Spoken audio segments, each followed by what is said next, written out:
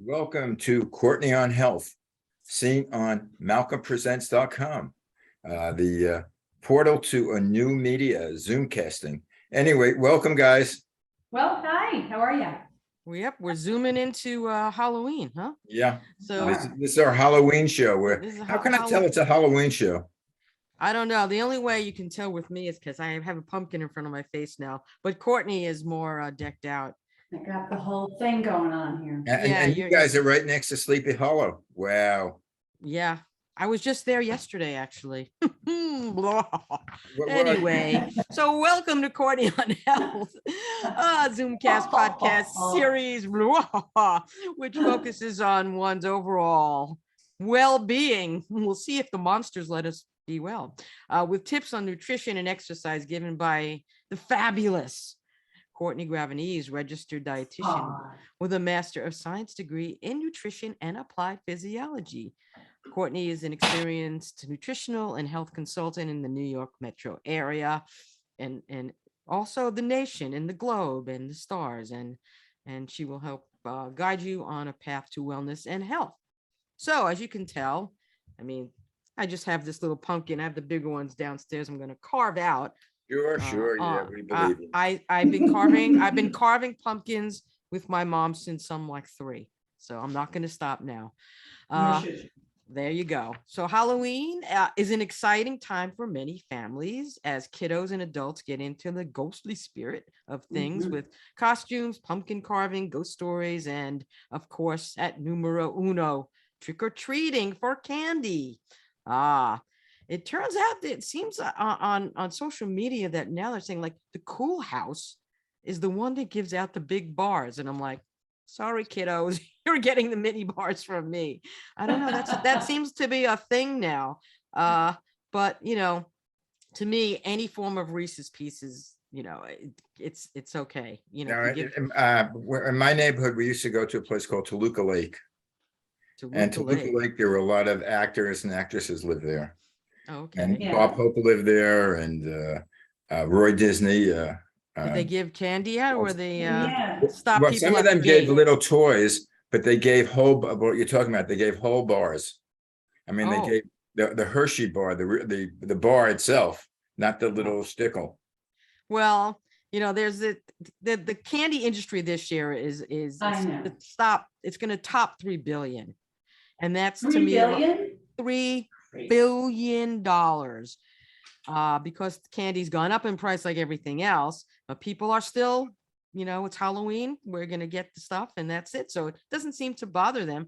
So the Sour Patch Kids, you know, is a New York favorite, and the Twix, which I like, and there's a right Twix and a left Twix. I don't understand it. But that's Rhode Island's favorite candy. But the one thing we know for certain is that there'll be lots of leftover candy. And the question arises, what do you do with all the leftover candy? Courtney's going to give us some I remember in the information. good old days in Brooklyn, there used to be like weird people that would put razor blades in. You're weird. Just stop. I'm going to cut you off. Right. God, we need an editor. Anyway. Yeah, I don't know if that razor blade thing is a myth or not, but you know, the reality is it's a myth. Anyway. We don't want to scare the kiddos. It's not a myth. It's a myth. It's not a myth. You don't eat. Remember, you don't eat candy that's not in a wrapper. Okay, that's a good tip. All right, we'll take that. So Courtney, let's go down to it. Let's how do we moderate eating sweets? Where can we donate leftovers? And also I want to plug UNICEF if I can after. So I'm going to throw it over to you after no razor blades, nothing, no worries. That's right. Wrapped candy and you'll be fine. And no fentanyl. Stop reading the news. That's what I got to say. I'm from Brooklyn. I'm a cynic. Okay, well, this is a health and wellness show. We don't want people to turn the dial off right now. So, so there's going to be come back to the positive side. Listen, well, I know it's Halloween and we can do crazy things. So what's the safe for trick-or-treating, or start us off on what you think we should go? So let's definitely talk about safety first, right? Okay, right. So I think almost everybody knows the gig about unopened candy that's been opened or ripped open, you throw it out, you just don't even question it. So I think that's most people, understand that. But so supervision obviously is important. I think the age at which kids are allowed to go out on their own is really a personal decision, but it should be based on a couple of things. You got to know your kid. Are they in a group? And what's that group like? And then, of course, the environment. There are certain blocks, and this is even in the city, in certain parts of the city, they close down the street. The police are there, so there's no vehicle traffic. So there's lots of things to take that into consideration. So I really won't put an age on that. I think you need to know your kid and their friends. And again, the block, is it well lit? Does it get crazy? So use that evaluation to help you make that decision about whether they should go solo or whether you should just hang back and watch them from afar. Obviously, littles, you're going to want to be with them, and the reality is the littles do want to be with the parents anyway. So again, what is the street like? Is it fairly well lit? Now we live in our part of the neighborhood, there's no street lights, but because of house lights and things like that, there is a certain degree of illumination. That does not mean, however, that your kid should not be walking around, or you as the parent, the person supervising them, shouldn't be walking around with some kind of reflector, a flashlight, to help guide them along. They have little ones now. You don't need to buy nothing special. Your own flashlight you have in your home should be totally fine, but they do have small ones that obviously you can use in your own home, long after Halloween. So it's important to be visible. You want to be seen. Groups are going to be important. Most people are not going to go out, on their own. But if they are, kind of hang closely to some people who might be trick-or-treating, along with you. I like to throw in there respect. Okay, respect the people you're trick-or-treating with. No tricks, please. No tricks.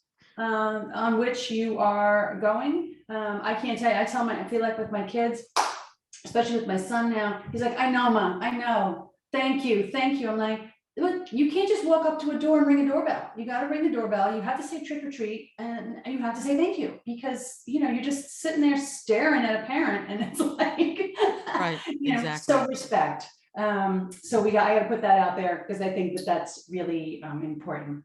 Choking and food allergy. Food allergy. I just said that usually little kids, the choking hazard age, are going to be with, in all likelihood, they're either parent or a much older sibling or somebody who's responsible enough to be with them. Kids around the world dive into the candy the second it hits their bag. So you really do have to be careful with the kiddos who are of choking age, and those candies that could very easily slip down their throat, particularly if they're happy and giddy and running along. So that's running. I'm going to stop you there. Running. Your kiddo. Running is not an option. I heard so many cases of kids running down driveways, running upstairs, and they fall down. And so the kids gotta walk when they get to a house, walk to the house. Don't start running. Maxine, to your point, not even, so it's a couple of things. Not everybody's got a perfectly resealed driveway. So there's not mine. That's my problem. Right. But, costumes sometimes have, they don't fit 100%. So there's something underneath them that they may be tripping over. So all of these things, you don't want to be a total buzzkill, but just as a parent, and if you are a kiddo going out on your own for the first time, you want to be aware of those situations. Food allergies. So we talk about this. I know we've done our food allergy show before. Are you guys familiar with the Teal Pumpkin Project? I heard that if you wear a teal band, if a kid wears a teal band, then that kid has allergies, especially to I'm really amazed. Reese's Pieces are the #1 candy in the country, but it's peanut based. Isn't that interesting? I know. So the Teal Project, so there's a great organization, the Food Allergy, it's foodallergy.org. they put out something called the Food Allergy Research Education. So that's your FARE, it's FARE, and they come up with, obviously they have the list, and most people know the top 9 allergens that are out there. Aside from shellfish and fish, to be fair, there's a possibility of any of the other remaining food allergens that could be in candies, even eggs. Because if you think about a candy that's got a shiny coating on it, oftentimes egg white is used to create that. So we're trying to be more sensitive to individuals with food allergies and offering them an option. And this food, the Teal Pumpkin Project, so like you said, Maxine, kiddos can wear the teal band that alerts somebody in the home that there's somebody with an allergy there. You can hang this on your door to alert trick-or-treaters that we've got some safe candy here for you. So you really need to look at those labels as a person giving out those candies and consider having an option. I know, and there are others out there. Smarties happen to be one candy, and I will tell you that most of the quote unquote safe candies are pretty much going to be your 100% sugar candies. So take a look at that. Consider hanging the teal pumpkin and having an option for those kiddos to pick from, aside from what your normal offering would be. So a word to parents or caregivers of a child with allergies, or if you are somebody giving out candy, oftentimes the little fun size, you guys mentioned the regular full size candy, oftentimes the fun size candies or these little mini sizes are not necessarily the same ingredients as the full size candy. So if you know that, and I'm not going to name any one brand, but if you have a particular candy bar that you normally buy that is safe for your kid, you're going to want to make sure that you go online and look at the specific ingredients for the size you purchased. So not only could the ingredients be different, but sometimes there's an entirely different manufacturing plant where these candies are made. And here comes Simbaloo. He's right on time for our Halloween special. So That's nice. good. So the candy. Sparkles is on. Sparkles is just on the bed, just hanging out. She's like. So some parents know that. Certainly many parents of kids with allergies might be aware of that, but many people might not be aware of that. And these by law don't have to be individually labeled. So the big bag will have the ingredients and the nutrition facts and will list if there are allergens on it, but the little mini sizes will not. So just, again, if you're trying to be sensitive to kids with food allergies, again, just to be, aware of that. I would also assume the parents would, and the kids know what they're allergic to, but might not say it, or some do. I've had a couple of kids say I'm allergic to something and I give them something else. I mean, is it something that we should do when we answer the door and ask, is there anybody? I mean, it kind of is a buzzkill right there. Anyone have allergies? And then a kid will go, yeah. I'm like, what do you think the protocol? I think rather than, and I'm putting my, I had to take a couple of psychology classes during my time of education. I think rather than highlight that, normally the kids will know. I think simply mentioning to anybody's like, I have a couple of options. I have some peanut, I have some allergy-free options here if anybody's interested, and leave it up to them and let them make that. I think that certainly is a reasonable offering. So what to do with all that candy? So by the time this segment posts, I got a feeling that most people are going to have their candy in the house. I say this, I said it last year when we did a Halloween segment, the more you can push back that date to bring candy in your home, it saves you, it saves your kiddos, because all you need is that little hunger pang, and then you're going to go right for that bucket, and before you know it, you got to buy more candy because the bucket is half full. So push that date back so it's not in the house. More and more places first of all, I'm just going to encourage, moderate how much you buy. I know this is tricky because sometimes your block, one year you've got a ton of kiddos running around and you run out. Another year you've, not that many. And then you've run, you've got more than what you know to do with. So if you run out, you run out. Buy a reasonable amount. Then why is this helpful for you? Because then you're not left with a pile of it to get rid of after Halloween, and you cut down on the battles. So try and monitor how much you're buying and try and titrate it to the point of, okay, I expect to have some left over, but not a ton. So what do you do with the leftovers?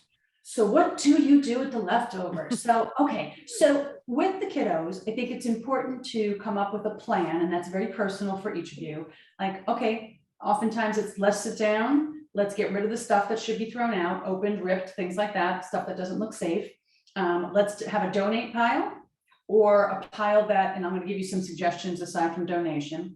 And then there's what we're going to keep home. And set a very, a guideline for what's a reasonable amount that you're going to be allowed to have every day. And again, that's personal for everybody. 2, 3, this is reasonable. I have some, I often recommend, okay, well, if your kid is normally getting a dessert, then they have the option. You can have your regular dessert or it's candy for dessert tonight. So they still get what they want, but it's not necessarily over the top. But really coming up with a number that works for you, your kiddos, and your family is going to be key. I haven't tried this yet, but I read about this year, and I understand it's not doable for everybody. A money exchange program, parents and kids. So kiddos give up a certain amount of their candy. Parents decide upon how much each piece of candy is worth money-wise. Some kids may willingly give up what they have. And then of course the parent decides what to do with it, hopefully not eat it all. And then the kids have made some money. So it teaches some dollars and cents. If you're carving out an amount that is going to be donated, it teaches community and giving back. So some of those, one of those two might be an option for you. I know that donations are getting a little trickier. I will tell you, for preparing for this segment, I contacted a variety of different organizations, some of them not doing the collection anymore. I'm still waiting to hear from both the school district and my local church to see if they're doing a collection. One I know, Treats for Troops, is usually funneled through either a school or through places like dentist's office. So I would suggest you check with your dentist's office. Hey, Malcolm, check with your dentist. It's ironic, but they do a massive collection and then they're responsible for the shipping of it. And obviously you get the correlation, like get rid of it before it rots out your teeth. Well, just an aside, when I was a kid in Brooklyn, which was a long time ago, I used the people who were too lazy to buy candy gave money. It could be a penny or 2 pennies or a nickel or a dime. That was my favorite. Figures you want money. But I used to trick or treat. I used to trick or treat for UNICEF, and I didn't even take candy because it was through the schools that they appointed, ambassadors to the UN. And we had those orange containers, UNICEF containers. And I would go around with friends and we got a lot of money. And I came to the point where I was a district supervisor. That's how far up I went. And it really does go to kids who really need, things done. So if you are thinking of donating money or whatever, a portion of whatever your money in that scenario you just said, I just think UNICEF is a good. And you're not doing that anymore? You know what? I don't see the kids with UNICEF boxes. I haven't seen it for years. That doesn't mean that parents can't donate to UNICEF separately, but I haven't seen the contain. Max, have you seen them at all? Anyway? I didn't see them, but I did get a photo of one online of what they're doing. So it's all now with QR codes and you can get a thing. It's all different. It just turned into a different thing, but it used to be literally trick or treat for UNICEF. That's what you said at the door. And my friend and I would go, United Nations Emergency Fund for Children. So there's lots of ways, and as parents and caregivers, it's the responsibility to try and instill it. I mean, it's a fun holiday for everybody. So, but I think it's always good to sort of instill a little bit of, how can we've been given so much, how can we, what can we do with this? So some other things you can do with this leftover candy, we've said this before, you can certainly freeze it, but I heard from some of my clients, but I love it frozen. that doesn't help me. That's not a deterrent. Use it in baked goods. So M&Ms, cut up, once you chop these up and stir it into doughs and batters. And if you're going to make a treat, there's a way to use up some of this leftover candy. That's the reality is these are treats anyway. So you're just building it in. Maybe instead of using chocolate chips, you're going to use some M&Ms or maybe some cut up Kit Kats or whatever your favorite is. Any of the chocolate candies are going to work very, very nicely for this. You can make your own trail mix. Maybe include a little bit of healthy, so maybe some, seeds or nuts or things like that. Maybe make Rice Krispie, or I like to use Cheerios for like Cheerio treats, Rice Krispie treats, and you could stir it into that. Again, I know these are treats, I know these are desserts, but it is a way to use up the candy so that, it doesn't become part of the everyday, meal process. And it's turned over into what it is, which is, it's a treat. It should be enjoyed, every once in a while. I use my leftover candy with the kids for gingerbread houses, particularly the ones that are just all sugar, so like candies, sweet tarts, things like that. So they work very nicely in terms of, gluing them onto a gingerbread house. You can decorate, we're moving into holiday time, save some, and just, maybe use it as decoration for a festive platter around holiday time.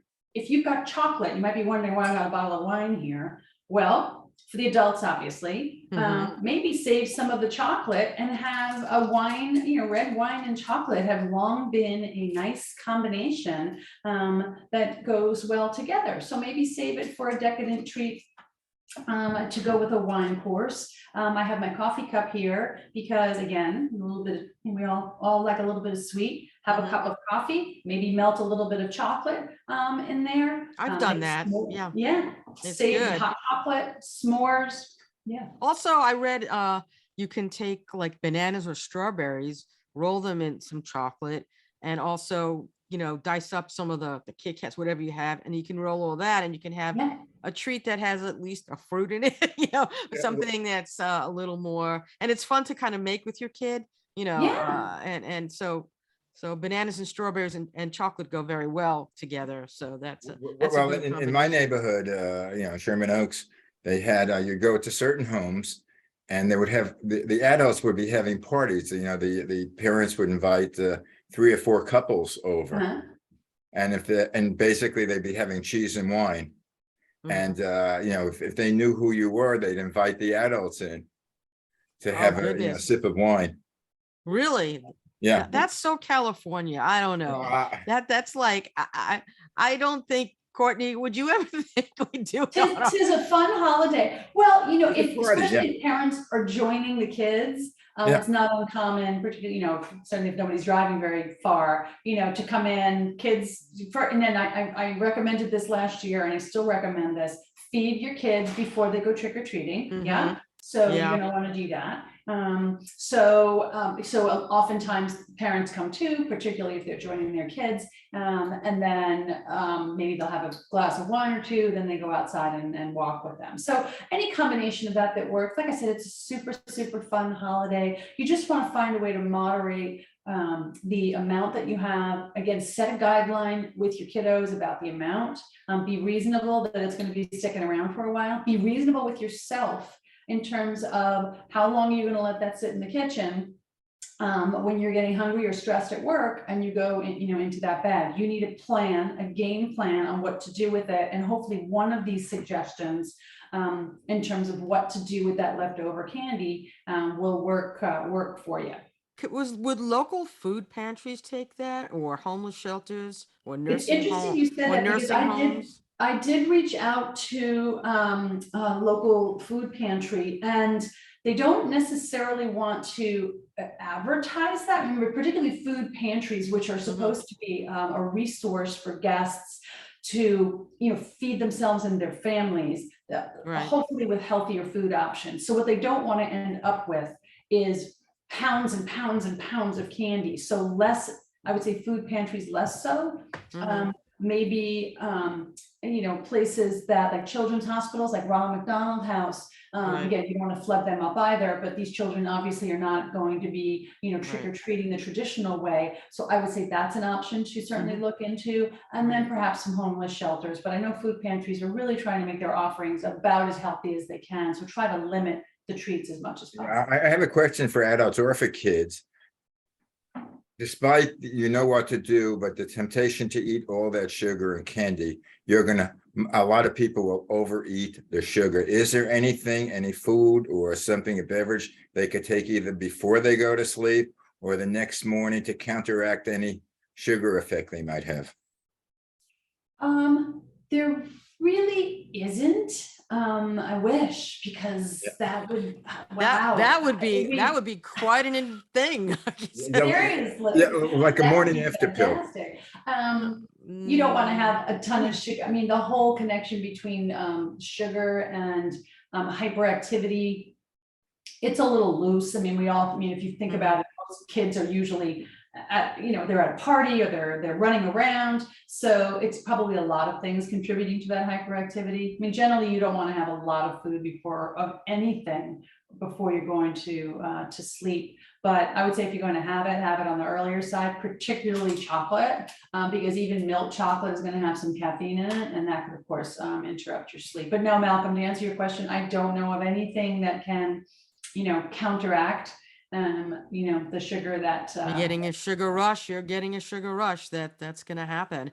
You try to not have the kiddos go completely nuts. So, and feeding them before, hopefully they'll feel fuller, but I think the adrenaline kicks in. That's the thing. Yeah, definitely. And it's exciting and it should be fun. And I wish everybody who's, listening or watching, it's a fun holiday, as it should be. So hopefully these are just a couple of tips you can, sort of put away, in the back of the recesses of your brain and dip into it when you need it. But be kind, be respectful, have fun this Halloween season. And I want to hear some fun Halloween costume stories. So send them my way if you got them. Either of you guys go trick-or-treating?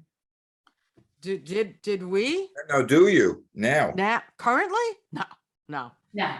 I know that, mostly not much anymore, especially with COVID. We used to have parties sometimes, like Halloween parties before Halloween. But that's I don't know. I know the kid that probably the young adults and the 20s and 30s have the parties. There's always that big Greenwich Village. I think they're having it this year. The parade. They have the parade, and some places there's a parade in Rockland, I think this weekend, in Nyack. I'm pretty sure. They usually do it in Hollywood. I remember the first year I lived here, I lived off Hollywood Boulevard. And I went to sleep early and go trick-or-treating, right? And about 10 o'clock, all I hear were horns beeping. It was bumper to bumper traffic along Hollywood Boulevard. And people more than kids, they were adults in costumes, in pickup trucks.